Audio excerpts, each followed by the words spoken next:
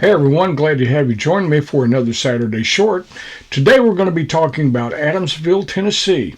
I know your time is important to you, so let's get right to it. Adamsville is the second largest city in McNairy County and sits on the east side very near Hardin County.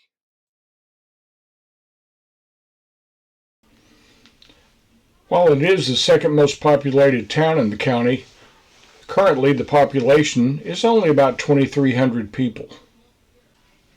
And while Adamsville is a very small town, its claim to fame lies with the history of two people. The first was Leonard Ray Blanton, who served as the 44th governor of the state of Tennessee from 1975 to 1979. Blanton's political career began in 1964 when he was elected to the Tennessee House of Representatives. After that, he served 3 terms in the U.S. House of Representatives from 1967 to 1973. Blanton, a Democrat, decided to run for governor of Tennessee in 1974. He did so with the help of his friend, Republican Buford Pusser, and was elected. Blanton's political career, however, became marred in scandal and controversy when in 1977 there was a surplus car scandal. This involved 3 of Blanton's administration, all 3 of which resigned. Situations could only get worse for Blanton as the press would hound the governor over a parole and liquor license scandal. Then, on January 15, 1979, near the end of his term as governor, Blanton issued pardons for 52 state prisoners, including 20 convicted murderers. When state leaders learned of Blanton's plan to pardon these prisoners, the lieutenant governor, Senate Speaker, and House Speaker found a somewhat vague loophole in the state's constitution indicating when a newly elected governor can be sworn in. Using this, Governor elect Lamar Alexander was sworn in 3 days early before Blanton could pardon these 52 prisoners. This became known as impeachment, Tennessee style. Although never formally charged with the pardons matter, Blanton was eventually indicted and charged with mail fraud, conspiracy, and extortion for selling liquor licenses. He was convicted and sentenced to federal prison, where he served 22 months. In 2021, Ray Blanton would still be connected to crimes that occurred more than 40 years ago, when it was learned that he was involved in a contract murder of a federal witness.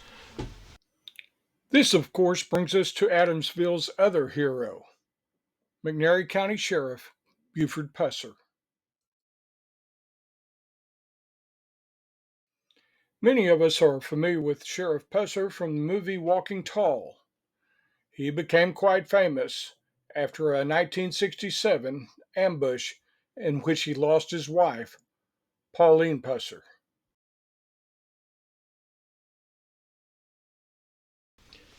The movie Walking Tall told a highly embellished story of Sheriff Pusser's crusade against the state line mob, moonshiners, bootleggers, and prostitutes around McNairy County.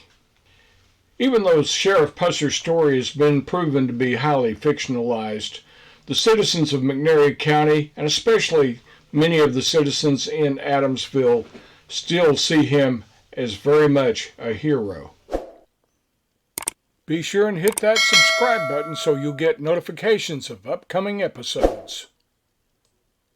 You see Sheriff Pusser's name and image all over the city of Adamsville. One place that is most noticeable is the Pusser Home and Museum on Pusser Street. The Pusser Home and Museum is a ranch-style house where Buford, Pauline, Mike, Duana, and Diane once lived. Walking into the Pusser home is like walking into a time capsule. It takes you back to the era of the 1960s. As you walk in, you get the feel for how the Pussers lived in another time. The furniture, the decor, the clothing, it all takes you back to another era. You see photographs, certificates, letters, badges, all sorts of things from days gone by. It's difficult to imagine that after all these years, they've been able to find and preserve so many of the things that Buford had. One of the items that some people find so interesting is the 8-track tape player that Buford had in his Plymouth Fury. This is said to be the tape player they were listening to when the alleged ambush occurred. When you go into the garage, there are a couple of cars that Buford once drove, one of them being the Corvette that he was driving the night that he lost his life. If you happen to go down to the cemetery there in Adamsville, you can also see Buford's gravesite, also that of Pauline, Carl, Helen, Dewana.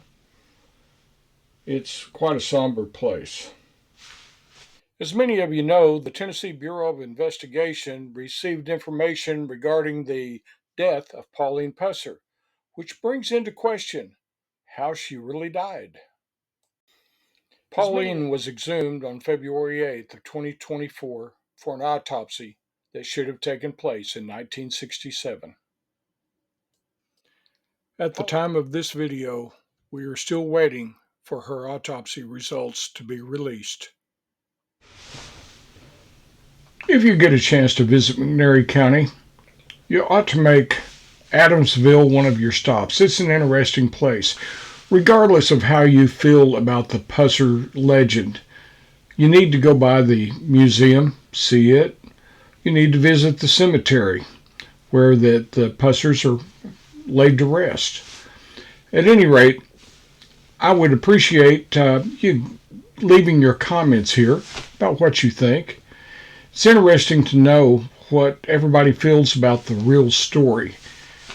Do they believe the Pusser legend, or do they believe that there's more to the story than what we have been told? For now, we'll leave it at that. We'll be back Thursday with another episode of Buford Pusser, The Other Story, and we'll take a deeper look into the investigation. At any rate, hope to see you then. And just remember, the truth has no agenda.